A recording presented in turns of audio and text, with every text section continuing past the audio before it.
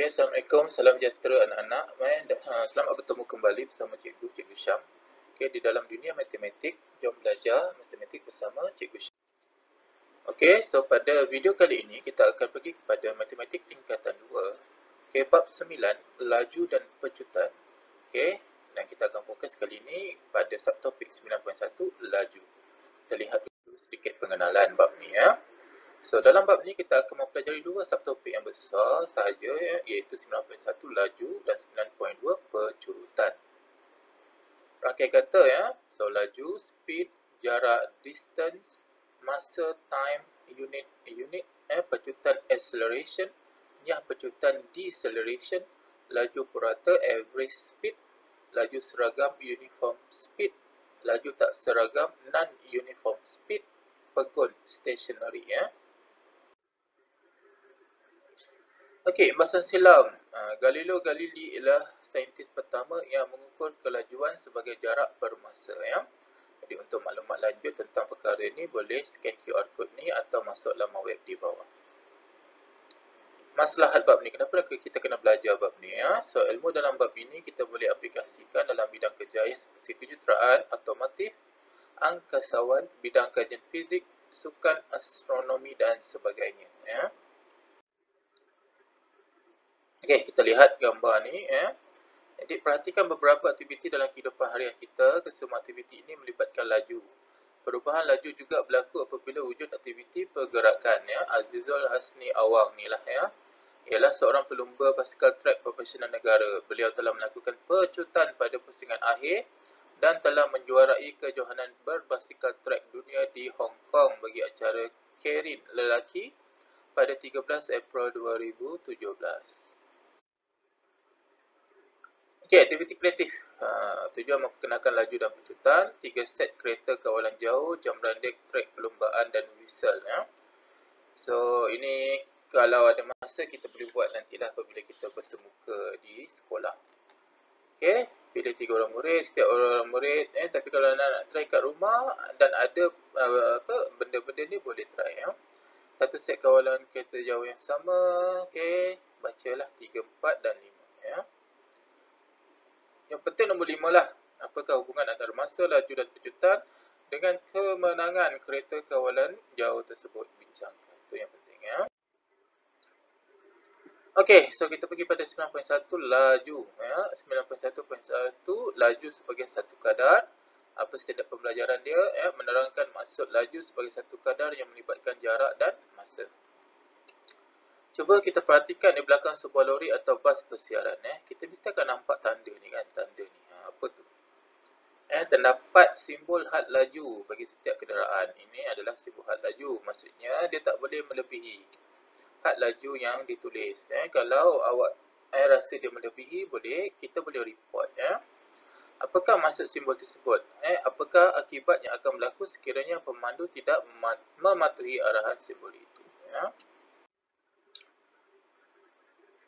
Okey, aktiviti rangsangan minda ya, menerangkan maksud laju sebagai satu kadar yang melibatkan jarak dan masa. Okey, jam randek dan kad Manila lembaran keputusan larian 100 meter. Kita bahagi pada 4 kumpulan. Sekarang tak boleh buat lah sebenarnya tapi ini just mungkin kita boleh fikir secara rasional saja ya. Pilih 3 orang murid sebagai pelari dalam setiap kumpulan. Murid-murid akan berlari sejauh 50 meter di atas trek yang telah disediakan. Masa larian murid-murid tersebut direkodkan, keputusan tersebut direkodkan dalam jadual keputusan di atas kad Manila yang diberi. Seterusnya hitung nilai jarak dibahagi dengan masa bagi setiap pelari. Okey, so nama, jarak dia sama, masa dia. Kemudian kita tengok jarak bagi masa ya. Apakah jadual keputusan kumpulan anda? Okey, perbincangan. Senaraikan nama pemenang tempat pertama, kedua dan ketiga bagi kumpulan anda. Apakah kesimpulan yang dapat dibuat oleh kumpulan berdasarkan keputusan yang diperoleh? Okey, jarak sama, masa mesti berbeza Jadi bila jarak bagi masa, kita akan dapat nilai yang berbeza. Okey. So kita akan bincangkan apa dia hasilnya. Okey, kita tengok ni. Ini adalah sepatutnya yang kita akan dapat. Murid yang mendapat tempat pertama telah menamatkan larian dalam masa yang paling singkat. Betul tak? Manakala murid yang terakhir menamatkan larian dengan merekodkan masa yang paling lama. ketiga orang murid itu berlari dalam jarak yang sama, maka laju larian murid ialah hasil bahagi jarak dengan masa larian. Jadi jarak bahagi masa, kita akan dapat laju. Okey, maksudnya makin oleh kerana jarak dia semua sama, masa dia akan membezakan pemenang sebab itu akan menghasilkan laju kan. Makin singkat masa dia, maksudnya laju dia makin lajulah murid tu makin laju. So laju formulanya ini jarak bagi masa. Kena ingat ni anak-anak. Laju adalah jarak bagi masa. Okey, tip. Jika saya berjalan 10 km dalam tempoh 1 jam, maka laju saya ialah 10 km per jam. Jika sesuatu zarah bergerak 1 meter dalam tempoh 1 saat, maka laju zarah tersebut ialah 1 meter per saat. Ya. Lagi, tip. Meter per minit boleh disebut sebagai meter per minit lah. Meter slash min. Min tu minit lah, ringkasan. Tip, kita boleh buat juga sebenarnya dalam bentuk segitiga ni anak-anak. Kita bahagikan segitiga ni kepada 3 warna ni. Atas J, bawah L, M. J tu jarak, L tu laju, M tu masa. Jadi caranya kalau anak-anak nak cari L, anak-anak tutup L, tengok. Dia akan jadi apa? J bahagi M lah. Sebab J kat atas, M kat bawah kan. J bahagi M maksudnya L adalah jarak bagi masa. Kalau kita nak cari jarak, tengok. Saya tutup jarak Saya tutup jarak. Maksudnya apa? Tinggal dekat bawah je kan. L darab M lah. L darab M lah. Ni jarak adalah laju darab masa. Kalau saya nak cari M, saya tutup M. Maksudnya jarak bahagi laju. Okay, so kita boleh bermain dengan formula ni lah. Formula ni kita boleh buat dalam bentuk ni Jadi kalau saya boleh cari jarak, saya boleh cari laju, saya boleh cari masa berdasarkan formula yang sama. Okey, kita tengok contoh 1. Aida berjalan ke kedai yang jaraknya 100 meter selama 5 minit. Hitung lajunya So ini Aida, ini kedai runcit. Jarak dia 100 meter, masa dia 5 Jadi kita nak cari laju, formula dia jarak bagi masa. So, 100 meter bahagi dengan 5 minit, jadi 20 meter per minit. Maksudnya anak-anak, Aida berjalan sejauh 20 meter setiap minit. So, lepas 5 minit dia sampai. Okey, contoh 2. Khairul Hafiz dan Badrul Hisham ialah pelari pecut muda negara. Semasa latihan acara 100 meter, Khairul Hafiz menamatkan larian dalam masa 10.18 saat. Manakala Badrul Hisham menamatkan larian dalam masa 10.25 saat. Hitung laju larian Khairul Hafiz dan Badrul Hisham. Senang je anak-anak, kita guna formula. Okey, kita tengok Khairul Hafiz dulu. Laju larian Khairul Hafiz, jarak bagi masa. Jarak 100 meter, masa yang diambil Khairul Hafiz 10.18 saat. So, selesaikan je lah, tekan kalkulator. 9.82 meter slash saat per saat. Okey, kalau Badrul Hisham pula jarak dia sama 100 meter tapi masa dia 10.25 saat. So, selesaikan, dapatlah 9.76 meter per saat. Jadi, laju Khairul Hafiz lebih laju lah. Sebab nilai dia nampak lebih tinggi berbanding laju bagi larian Badrul Hisham. Okey, 9.1.2, laju seragam dan laju tak seragam. Kita perhatikan rajah pergerakan guli di bawah, sebiji guli A dan sebiji guli B digolekkan di atas meja. Pergerakan guli tersebut digambarkan seperti berikut. Okey, kita tengok dulu sila pembelajaran sebelum kita tengok guli itu. Memerihalkan perbezaan antara laju seragam dengan laju tak seragam. Okey, ini guli A. Okey, so guli A tengok. Dia bergerak, selepas 1 saat dia pergi 2 cm, selepas 1 saat dia pergi 4, selepas 1 saat pergi 6, selepas 1 saat pergi 8. Okay, kalau guli B pula, mula-mula 1 saat yang pertama 2 cm, lepas tu 1 saat yang seterusnya 3 cm je, dan seterusnya. Jadi kita bandingkan jarak yang dilalui sama je sebenarnya, 8 kan. Dalam masa 4 saat guli yang manakah mempunyai laju seragam dan guli yang manakah mempunyai laju tak seragam. Jelaskan idea anda. Jadi kalau kita buat graf jarak masa bagi guli A, masa 1 saat, jarak 2, 2 saat 4. Jadi kita dapat graf cantik lah, garis lurus. Tapi kalau kita buat graf jarak masa bagi guli B, kita tengok dia tak dapat cantik kan. Kita tengok gambar pun kita tahu kan, dia tak berapa cantik. Jadi kita tengok guli A. Guli A bergerak dengan perubahan jarak yang sama, maka guli A bergerak dengan laju seragam. Setiap satu saat dia berubah jarak sama kan, 2, 2, 2, 2. Tapi kalau gula B sama tak setiap saat? Tak kan, mula-mula 2, lepas tu 1, lepas tu 2, lepas tu 3. Jadi guli B ni bergerak dengan perubahan jarak yang berbeza. Jadi guli B bergerak dengan laju tak seragam. Yang ni seragam sebab tengok graf pun cantik kan, garis lurus seragam lah. Yang ni tengok bengkok-bengkok, so tak seragam. Oleh itu, apa maksud laju seragam? Laju seragam ialah laju yang mempunyai perubahan jarak yang sama dalam selang masa yang sama. Laju tak seragam ialah laju yang mempunyai perubahan jarak yang tidak sama dalam selang masa yang sama. Jadi harap anak-anak dapat bezakan antara laju seragam dengan laju tak seragam. Okey, contoh 3. Farid memandu sebuah trailer sejauh 170 km dalam masa 2 jam yang pertama dan 190 km dalam 4 jam berikutnya. Adakah Farid memandu trailernya dengan laju seragam? Jelaskan jawapan anda. Okey, kita kena kira dulu. Okey, kelajuan pada 2 jam yang pertama. So, 170 km bahagi 2 jam. So, dapat 85 km per jam. Okey, next kita kira 4 jam yang berikutnya yang sejauh 190 km. Okey, so 190 km bagi 4 jam, 47.5 km per jam. Dia kalau seragam, dua-dua ni mesti sama. Tapi tengok, yang mula-mula 85 km per jam.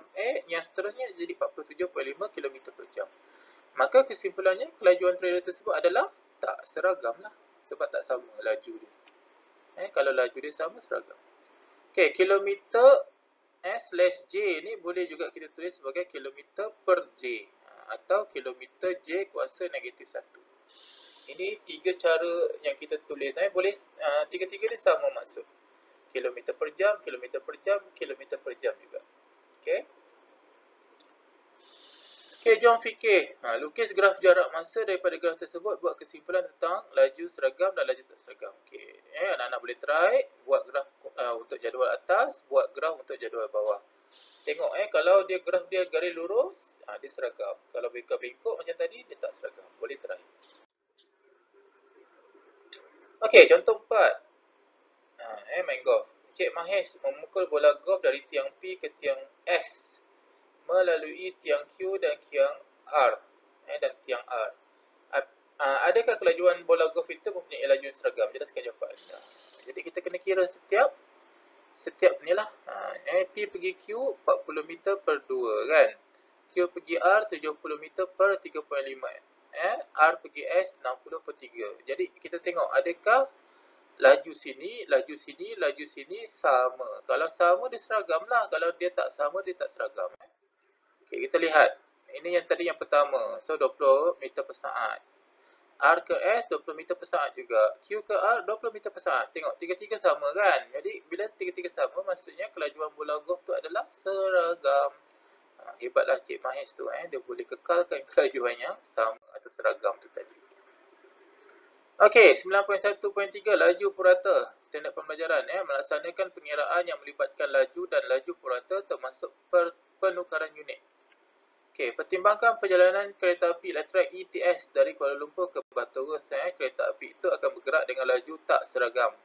Dalam situasi sedemikian, laju purata digunakan untuk memberikan satu gambaran tentang laju kereta api. Jadi, laju purata adalah jumlah jarak bagi jumlah masa. Okey, tip graf jarak bagi masa. Kecunan garis graf jarak masa adalah sama dengan laju. So, paksi Y jarak, paksi X masa. So, katakan ini ada graf. Jadi, kalau cikgu cari kecurunan dia, perubahan Y bagi dengan perubahan X. Kecurunan tu adalah perubahan Y bagi perubahan X. Perubahan Y tu maksudnya jarak. Jarak tegak ni ya. So, kalau perubahan X tu maksudnya jarak yang melintang. Jadi, tengok perubahan Y, tengok sini berapa? 40. Sini berapa? 20. Jadi, perubahan Y maksudnya 40 tolak 20, so dapat 20. Perubahan X, sini berapa? 4. Sini 2. 4 tolak 2 dapat 2. So, 20 bagi 2 dapat 10 meter per saat. Jadi, keseluruhan tu mewakili laju untuk graf ni ya. Okey, contoh 5. Okey, rumah Amir 9 pagi. Okey, jarak sejauh 10 km ke restoran pizza. Kemudian daripada restoran pizza pergi ke bandar A 25 km dan dia sampai pada 12.15 tengah hari. Hitung laju purata. Jadi kita kena cari jumlah jarak daripada rumah Amir sampai bandar A. Kemudian kita kena cari jumlah masa. Sebab laju purata adalah jumlah jarak bagi jumlah masa. Okey, so jumlah jarak tadi 10 tambah 25 dapat 35 kan. Jumlah masa kena kira lah daripada 12 suku dia bermula 9 pagi sampai 12 suku. Iaitu sejauh 3 jam 15 minit. Tapi anak-anak kita tak boleh ada dua unit ni kena samakan unit. Jadi tengok dia pakai jam je. Jadi kita kena tukarlah 3 jam 15 minit ni, 15 minit ni kena tukar jadi jam. Jadi 15 bagi 60. So 0.25 jam, jadi tambahkan 3.25 jam. That's why dia dapat 3.25 jam kat sini ya. So terus je lah bahagikan. Jadi dapatlah laju purata dia 10.77 km per jam. Okey, contoh 6. Sebuah bas bertolak dari Bandar Puchong pada jam 8.25 dan tiba di Perai pada jam 1.45 ya. Jika jumlah jarak dilalui ialah 354 km, hitung laju purata bas dalam kilometer per jam. Macam biasalah, jumlah jarak dah tahu 354, kena tengok pula jumlah masa. Kena kira daripada 8.25 pagi sampai 1.45 petang tu berapa lama dia. Ni jarak dah tahu. Okey, masa daripada 8.25 sampai 1.45 ni adalah 5 jam 20 minit. Sama tak boleh 2 unit, sadikan 1 unit, dia guna jam. Jadi 20 bagi 60 untuk tukarlah. So dapat 5.33 jam So bagi je dapatlah 66.42 km per jam. Okey, next contoh 7. Had laju kebangsaan di Jalan Persekutuan ialah 90 km per jam. Nyatakan had kelajuan ini dalam unit meter per saat, kilometer per minit. Kena try. Okey, so dia yang ni untuk kita belajar menukar unit 90 km per jam kita buat dalam bentuk pecahan yang macam ni. 90 km bahagi 1 jam lah. Jadi kita nak tukar meter per saat. Jadi kilometer nak pergi meter darab 1000. 1 jam nak pergi saat darab 3600 saat. Okey, sebab 1 jam nak pergi minit darab 60, minit nak pergi saat darab 60 lagi kan. Itu sebab dapat 3600 saat So dapatlah, selesaikan atas, selesaikan bawah dan selesaikan. Dapatlah 25 meter per saat. Okey, sekarang nak tukar kepada kilometer per minit pula. Sama juga, tukarkan dalam bentuk pecahan macam ni, 90 km per 1 jam. So atas kekal kan sebab nak kilometer, jadi tak payah tukar lah, bawah je lah tukar pada minit. Jadi jam nak pergi minit darab 60. So 90 bagi 60 dapatlah 1.5 km per minit Okey, contoh 8. Tukarkan 120 meter per saat kepada kilometer per minit. Okey, macam biasalah 120 meter per saat jadikan dalam pecahan macam ni, 120 meter per 1 saat. Okey, meter nak pergi kilometer kena bahagi kan sebab kecil nak pergi besar bahagi dengan 1000.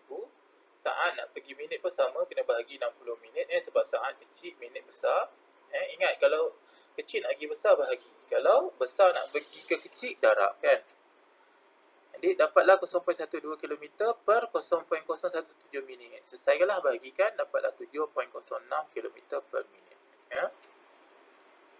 Inilah imbas kembali penukaran unit ni 1 km sama dengan 1000 meter, 1 meter sama dengan 100 cm. Kilometer nak pergi meter, nak pergi cm Jadi besar pergi kecil darab 1000 kan. Meter pergi cm darab 100. Tapi kalau kecil nak pergi besar bagi bagi 100. Meter nak pergi kilometer bagi 1000. Yang ni pula untuk masa. 1 jam sama dengan 60 minit, 1 minit 60 saat. Jam nak pergi minit darab 60, minit nak pergi saat 60 Besar nak pergi kecil darab.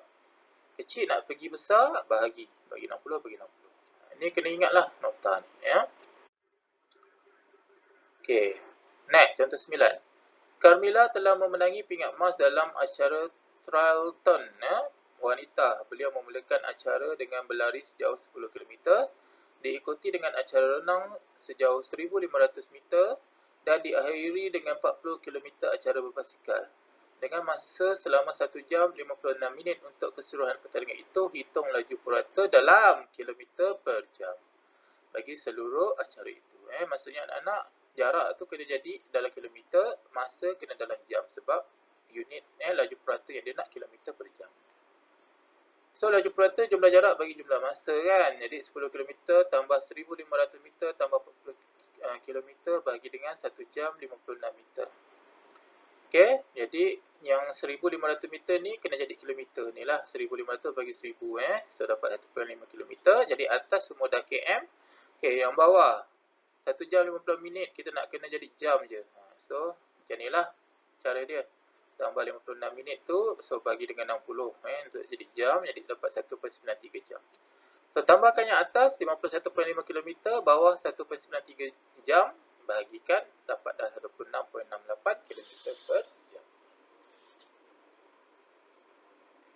Okey, tahukah anda luas di bawah graf laju masa bersamaan dengan jarak? Kalau kita ada laju lawan masa pula, kita cari luas kat bawah ni, dia akan dapat jarak. Kalau jarak lawan masa tadi, keseluruhan dia akan jadi laju kan. Okey, contoh 10. Siti mengikuti rombongan sekolah ke Kuala Lumpur. Bas sekolah yang dinaiki mereka bertolak dari sekolah O ni sekolah pada pukul 7 pagi. Dalam perjalanan mereka berhenti di kawasan rehat Ulu Benam B. Ni B dia rehat untuk menikmati sarapan pagi dan berehat. Selepas itu mereka meneruskan perjalanan hingga ke C. C itu KL. Graf menunjukkan pergerakan bas dari sekolah ke Kuala Lumpur. Hitung laju purata dalam kilometer per jam. So jarak lawan masa. So jumlah jarak. Okey. Sampai sini jarak dia 203 kan. 203. Masa daripada sini sampai sini berapa? 5 jam. 5 jam. Jadi selesaikan je lah. 40.6 km per jam. Okey. Alright, 9.1.4 penyelesaian masalah. Setiap pembelajaran menyelesaikan masalah yang melibatkan laju. Okey, tengok gambar ni. Itu 11 Khairul Ida Hampawi ini orangnya telah mengharumkan nama negara dalam kejuaraan motosikal dunia MotoGP di Grand Prix Jerman apabila menjuarai kategori Moto3. Beliau mengambil masa selama 47 minit 8 saat untuk menghabiskan perlumbaan yang berjarak 40.38 km. Hitung laju dalam kilometer per jam motosikal yang ditunggang oleh Khairul Ida Hampawi. KB. Jika kelajuan pemenang tempat kedua ialah 0.85 km per minit, hitung beza masa antaranya dengan Khairul Ida Hampawi. Okey, kita kira satu-satu. Memahami masalah, jarak perlumbaan samalah 40.38 km. Masa perlumbaan 47 minit 8 saat. Hitung laju Khairul Ida Hampawi dan beza masa antaranya dengan pemenang tempat kedua. Okey, macam strategi. Masa adalah jarak bagi laju. Beza masa bermaksud masa pemenang tempat kedua tolak dengan masa Khairul Ida Hampawi kan. Okey. Laju motosikal Khairul Ida Hampawi sama dengan jarak bagi masa. So jarak dia dah tahu tadi kan 40.38 km. Okey. So masa dia 47 minit So yang ini saat tukar kepada minit kita nak samakan unit. Jadi dapat 47.13 minit. Kemudian tukar pula kepada jam sebab dia nak dalam kilometer per jam, jadi bahagi dengan 60. So dapatlah laju motosikal Khairul Ida Hampawi ni 51.11 km per jam. Okey. B. Masa motosikal pemenang tempat kedua jarak bagi laju kan. Jarak sama 40.38. Okey, laju dia adalah 0.85 km per minit. Okey, jadi awak selesaikan ni awak akan dapat 47.5 minit. Ataupun 47 minit 30 saat. Ini adalah masa yang diambil oleh pemenang tempat kedua ya. Jadi berapakah beza masa antara Khairul Ida Hampawi dengan pemenang tempat kedua? So, pemenang tempat kedua 47 minit 30 saat, manakala Khairul Ida Hampawi 47 minit 8 saat. Jadi bezanya adalah 22 saat. Okey. So kesimpulan A, laju motosikal Khairul Ida Hampawi ialah 51.11 dan beza masa antara pemenang tempat kedua dengan Khairul Ida Hampawi adalah 22 saat.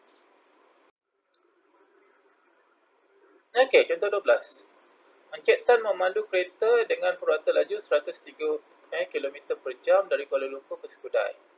Perjalanan itu mengambil masa 3 jam 7 minit. Encik Tan mengambil masa 3/4 jam lebih lama daripada perjalanan pulang dari Skudai ke Kuala Lumpur. Hitung laju purata dalam kilometer per jam perjalanan Cik Tan. Okey, memahami masalah. Purata laju 103 km per jam. Tempoh perjalanan 3 jam 7 minit. Pergi, ini pergi. Pulang dia 3/4 jam lebih lama daripada masa pergi. Hitung laju purata perjalanan pulang Cik Tan. Okey, so merancang strategi. Jarak adalah laju, darat masa, laju purata, jumlah jarak bagi jumlah masa. Okey, melaksanakan strategi. Kita tengok dulu, cari dulu jarak dari Kuala Lumpur ke Skudai. So, 103 km per jam darab dengan 3 tambah 7 per 60 jam. Tukar unit daripada minit ke jam. Okey, so selesaikan. Kita akan dapat jarak dia sebenarnya adalah 321.36 km. Kita cari pula laju purata semasa Encik Tan pulang. So, jarak dah tahu tadi ni 321.36. Okey, dan dia tambah 3/4 jam kan. Maksudnya dia tambah 45 minit daripada masa dia pergi. Jadi 3 jam, selesaikan ni lah ni. Tukar unit dari minit ke jam. Okey, so dapatlah laju purata masa Cik Tan pulang 83.04 km per jam. Jadi kesimpulan, laju purata perjalanan pulang Cik Tan ialah 83.04 km per jam. Okey, jom cuba 9.1, muka surat 178, dua soalan. Okey, dan muka surat 179 maksudnya ada 7 soalan cikgu nak kamu buat dalam buku kamu, hantar bila kita naik sekolah nanti. Macam biasa, semak jawapan, kalau salah terus buat pembetulan. Okey, kalau tak faham bincang dengan rakan dan boleh bertanya dengan guru kamu So, cikgu rasa itu saja untuk video kali ini.